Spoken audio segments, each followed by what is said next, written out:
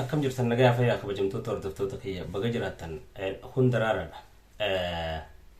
Arraga akkuma barame waa'ee baankii yookaan faayinaansii islaamaa san laalla jechuudha. Mata dureen keenya har'aa garaagarummaa diinagdee islaamaa, sistema diinagdee islaamaatii fi akkasuma conventional economy yookaan ammoo sirna diinagdee kapitaalizimii fi sooshaalizimii jechuudha. Sirna diinagdee addunyaa biraatti beekamaatii fi sirna diinagdee islaamaa garaagarummaan isaanii maali? Kan jedhu jechuudha mata dureen keenya har'aa. Isa kanarraa kan dubbannu ta'a. Yoo rabbi je'ee qabxiilee garaagarummaa isaan qaban haafnee dubbanna. Asumaan kabajaan akka na hordoftaniin isin gaafadha. Mee kallattumaanii karaa ajandaa keenyaatti seenna. Garaagarummaan diinagdee islaamaatii fi diinagdee taanii maali? Maaliin adda addummaa qaban? Kan jedhu laalla. Mee tokkoffaa irratti ownership, property ownership, abbaa qabeenyummaa, qabeenya irratti tokko abbaa qabeenyummaa, meeshaa takkaa fi qabeenya tokko irratti abbaa tahuu, abbaa qabeenyummaa kan jedhu laalla jechuudha. Warri diinagdee islaamaan tahin warri kaan maal jedhan abbaa qabeenyummaatti wal qabatee keessattuu warri kapitaalizimii namni dhuunfaa absolute power yookaan humna aangoo ana control guuturraa guututti to'achuu kan danda'u nama dhuunfaatiin to'atamuu qabdii jaa. While warri social economy warri socialistii ammoo society dhaani owneriin society dha, abbaan hawaasaa jaa. Warri kapitaalizimii abbaan nama dhuunfaati, namni dhuunfaa humna ol aanaa yookaan abbaa qabeenya irratti tahuu guuturraa guututti nama dhuunfaati jaa. Warri sooshaalizimii ammoo hawaasaa jaa. So haddi sistemni diinagdee islaamaa hoo maal jaa asirratti?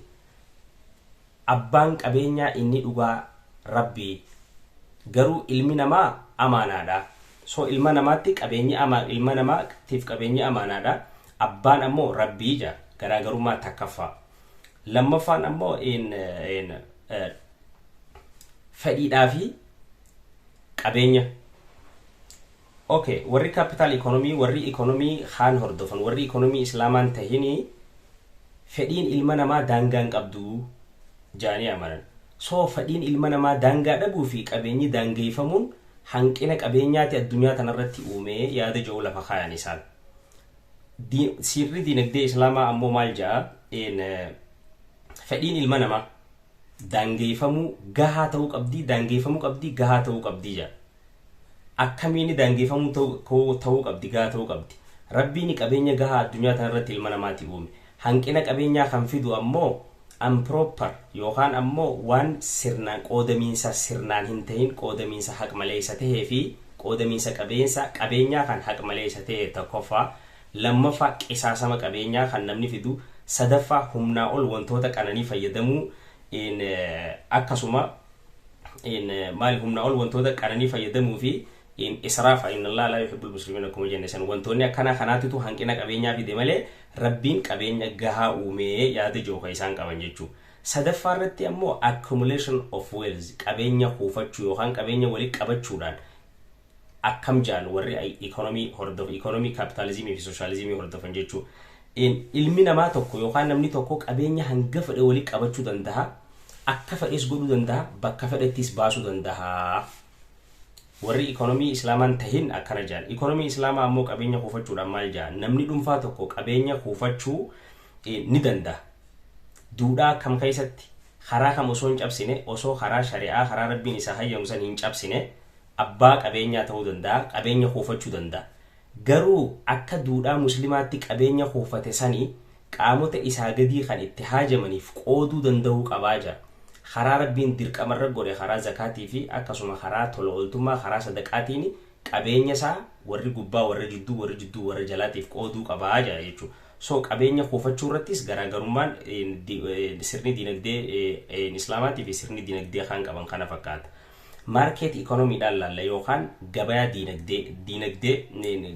diinagdeetiin wal qabatee laalla. Gabayaa diinagdeetiin wal qabatee gabayaan takka diinagdee keessatti gabayaan tokko yookaan magaalaa jennaan akka naannoo keenyatti magaalaan tuni kan hoogganamtuuni dhiheessiidhaa fi fedhiidhaan hoogganamuu qabdi jaa warri kapitaalizimii. Warri sooshaalizimii ammoo in supply dhiheessiin kuni ifi dhiheessiin gabayaa dhiyaatu kuni mootummaa jiddu galeessaan control ta'ee waan murtaa'ee waan dhufuuf in mootummaadhaan murtaa'ee dhufuu qabaa jira. So amma fakkeenyaaf warri capital economy maal jaan jechuun sirni gabayaa tokko kan gabayaa hoogganuu qabu dhiheessiidhaa fi fedhiidha. Dhiheessiidhaa fi fedhii kana immoo nama dhuunfaatiitu akka fedhetti walii gatu oofuu danda'a jechuudha. Namni dhuunfaa gabayaa tana monopoliin qabatee dhuunfaan qabatee akka fedhe godhuu danda'a. Shari'aa Islaamaa keessatti ammoo wanni sun dhorka. So diinagdee Islaamaa keessatti ammaan tana gabayaan diinagdee keessatti akkami kan jiru laalla. Fakkeenyaaf market economiin yookaan gabayaan diinagdee akka Islaamaattiis kan murteessu dhiheessiidhaa fi fedhiidha. Garuu dhiheessii fi fedhiin kun daangaan kam keessatti ta'uu qaba? Daangaa bu'aa hawaasaa keessatti irratti bu'aa hawaasaati irratti ta'uu qabaadha. So gabayaa kan murteessu dhiheessumaa fi fedhii ta'ee dhiheessii fi fedhiin suni namoota dhuunfaatiin dhuunfatamee osoo hin tahin namootan gabayaa kanarratti hirmaatan yookaan dhiheessiidhaa fi fedhiin gabayaa kanarratti kan murtaa'u maalirratti hundaa'eeti bu'aa hawaasaa irratti hundaa'ee ta'uu qabaa jira. Itti aansinee ammoo shoorri mootummaan diinagdee keessatti qabu maali kan jiru? For example, mootummaan jaa warri capitalismii more individual dominant ta'uu qaba. Diinagdeen free ta'uu qabdi, free marketii ta'uu qabdi, individual yookaan namoota dhuunfaatiin dhuunfatamuu qabdi kan jiru.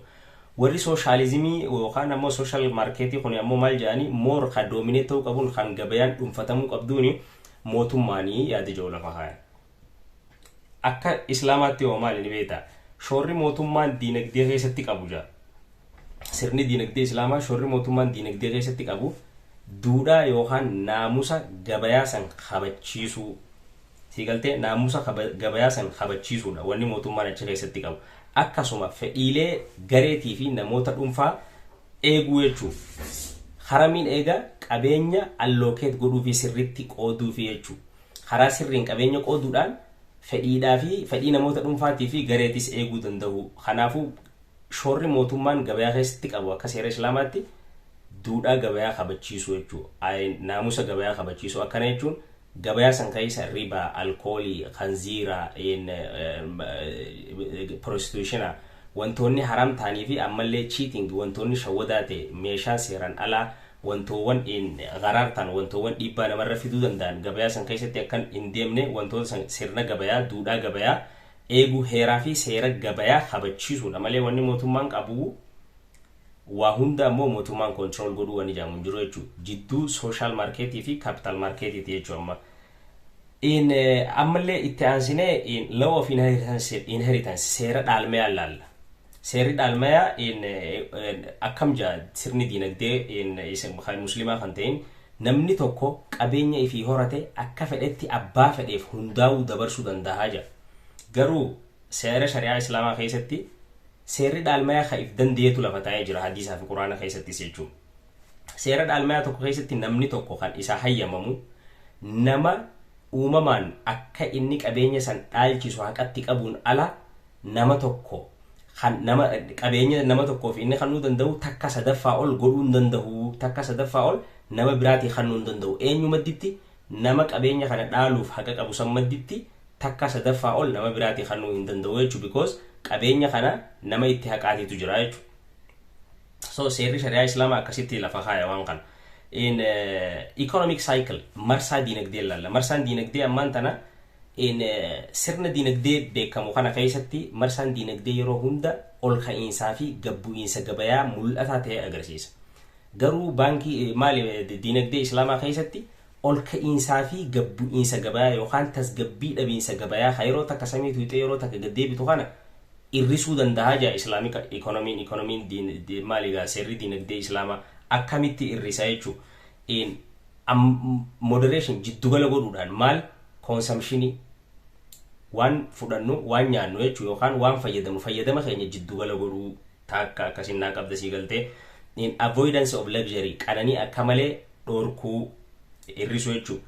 Ammallee qisaasama hambisuu fi liqaa barbaachisaan ta'een irrisuudhaanii ol ka'iinsaa fi gattaa'insa gabayaan yeroo hunda akkanatti agarsiisu kana irrisnaa seera kana fayyadamuuni gabayaa akka tasgabbooytu godhuu danda'amaa jira warri diinagdee Islaamaa.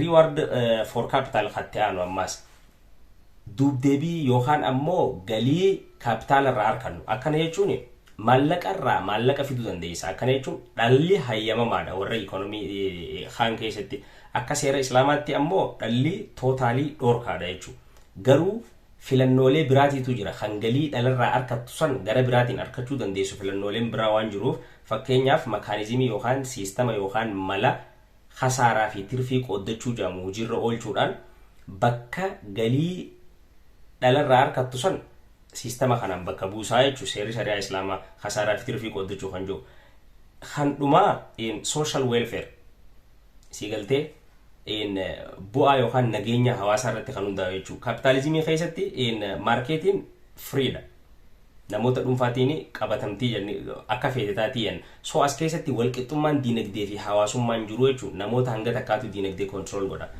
akkasuma warra sooshaalistii keessatti centralized jiddugala irraa hoogganamuu qaba malee namoota dhuunfaatiin free market ta'uu qabudha garuu akka islaamaatti maal jaa seerri islaamaa oomishtummaa encourage godha ni jajjabeessa namootan dhuunfaa oomishtummaa irratti dalagaa oomishtummaa irratti ni jajjabeessa sadarkaa nama dhuunfaatti jechuudha but garuu maal irratti hundaa'ee mooraalii yookaan hamilee maal irratti hundaa'ee ta'uu qaba wanni isarraa eegamu namootan dhuunfaa kanneen oomishtummaa irratti hirmaatan kun oomishni isaan fidansanii rakkoo hawaasaa furuu irratti kan xiyyeeffate yookaan fayyaalessummaa diinagdee hawaasaatiif kan dursa kan ta'uu qabaadha qophiin teenya taarraa tana fakkaatti torbaan dhufu qophii wal fakkaatu hanga walitti deebinu yoo wanniin haasa'u jiru kun bu'aa qabaatee isinitti tole subscribe fi like na godha kanneen hanga amma gootanis hedduu galatooma kanumaafuu qophii wal fakkaatu hanga walitti deebinu bakka jirtanitti nageenyi rabbii isin biraa jiraatu peace